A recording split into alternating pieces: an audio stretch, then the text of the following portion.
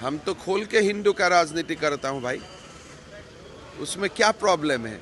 हम तो खुल के हिंदुओं की राजनीति करता हूं भाई। हिंदुओं के लिए हेमंत बिस्वा शर्मा ने क्या किया मुझे नहीं पता, लेकिन हिंदू राजनीति करने के चक्कर में हेमंत बिस्वा शर्मा ने गरीब बंगाली मुसलमानों के हजारों घर तोड़ दिए। देश में धर्म की राजनीति करने वाले नेताओं को अब ये समझ में आ चुका है कि सत्ता में बने रहने के लिए विकास की ज्यादा जरूरत नहीं है। मुसलमानों को परेशान करके भी सत्ता में बने रहा जा सकता है। हिंदुओं के मसलों पर कोई काम ना भी हो तो भी चलेगा।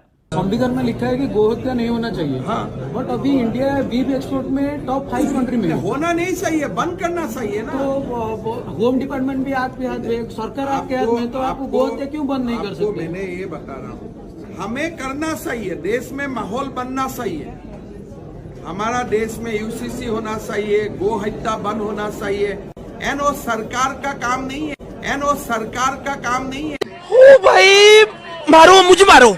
देश में यूसीसी होना चाहिए, गौ हत्या बंद होना चाहिए, लेकिन ये सरकार का काम नहीं है, क्योंकि ये काम तो इन्होंने ऑलरेडी गौरक्षकों को दे रखा है। गौरक्षा के नाम पर मुसलमानों को पीटो और उन्हें पीट पीट कर मार डालो। इसलिए सीएम साहब बिल्कुल सही कह रहे हैं, गौ हत्या रुकवाना, बीफ एक्सपोर्टिंग रुकवाना सरकार का काम नहीं। एनओ सरकार का काम नहीं है, एनओ सरकार का काम नहीं है। अगर सरकार बीफ एक्सपोर्ट वाली कंपनियां बंद करवा देगी तो उसके पास करोड़ों का चंदा कहां से आएगा भाई? वैसे भी ये सब काम सरकार का कहां है?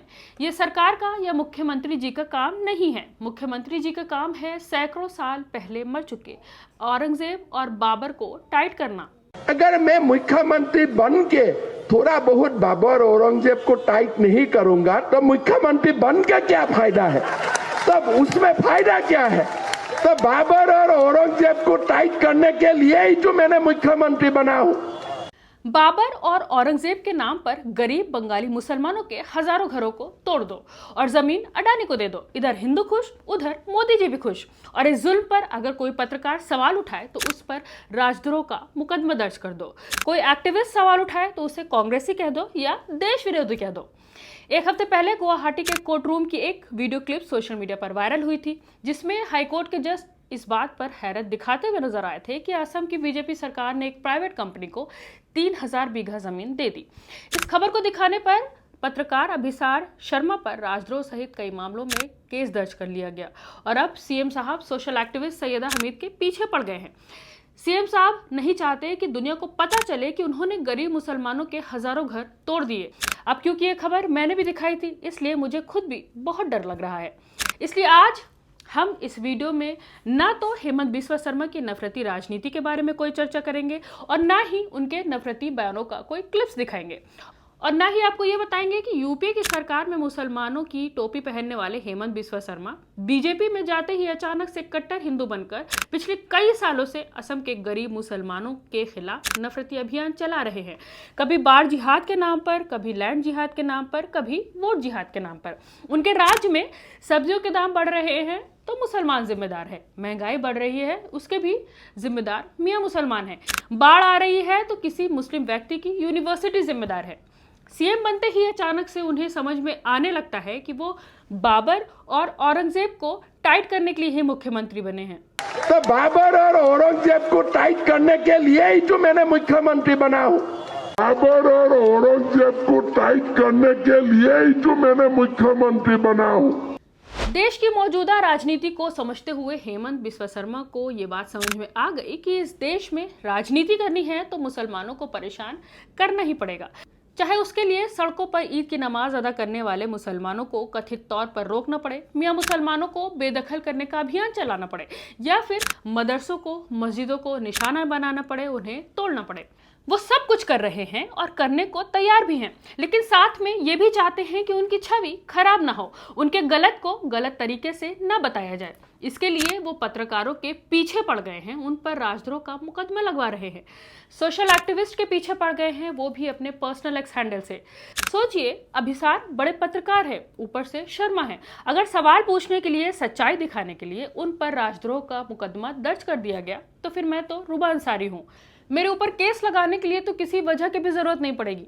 इसलिए भाई मैं बहुत डर गई हूँ, और इतना डर गई हूँ कि मैं आपको हरगिज नहीं बताऊंगी कि किस तरह हेमंत बिस्वा शर्मा की सरकार ने अडानी को 3500 बीघा जमीन देने के लिए गरीब मुसलमानों के 1700 से ज्यादा घरों पर बुलडोजर चलवाकर 1400 से ज्यादा परिवारों को बेघर कर दिया, और तो और विरोध करने वाले गरीब मुसलमानों पर गोलियां तक चलवा दी।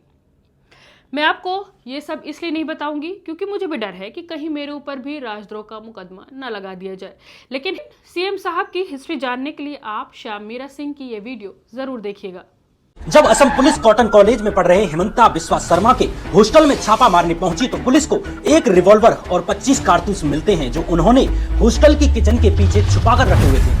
असम का उल्फा संगठन असम को भारत से अलग करने के लिए हथियारबंद लड़ाई लड़ रहा था। इसी संगठन के लिए हेमंता बिस्वा शर्मा के ऊपर असम में दो थानों में टाड़ा का केस दर्ज होता है कि हेमंता बिस्वा शर्मा उल्फा के नाम पर असम के बिजनेसमैन से लाखों रुपए की वसूली कर रहे हैं। शारदा ग्रुप की सुदीप्ता सेन ने कहा कि हेमंता असम में बिना किसी दिक्कत के बिजनेस करने के एवज में उनसे हर महीने 20 लाख रुपए वसूली लेते हैं। जो जमीन गरीब लोगों को दी गई थी वो जमीन कुछ ही महीनों के भीतर हेमंता की पत्नी रिनिकी भुइया शर्मा की कंपनी के नाम पर आ जाती है।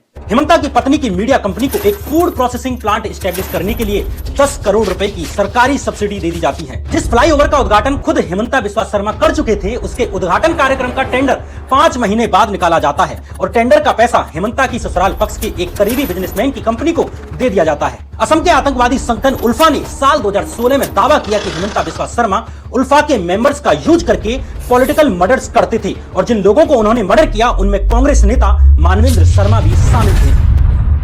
स्कूली बच्चों, विकलांगों और अन्य सरकारी वेलफेयर स्कीम्स के नाम पर जो सरकारी पैसा आता था वो पैसा हवाला के जरिए असम के ही आतंकवादी संगठन DHDJ ग्रुप को भेज दिया जाता था जो भारत के खिलाफ हथियार बंद युद्ध छेड़ रखा था। जिन सरकारी डिपार्टमेंट से ये पैसा डाइवर्ट किया जा रहा था उनमें से एक था हेल्थ डिपार्टमेंट और उस समय स्वास्थ्य मंत्री थे हेमंता बिस्वा शर्मा।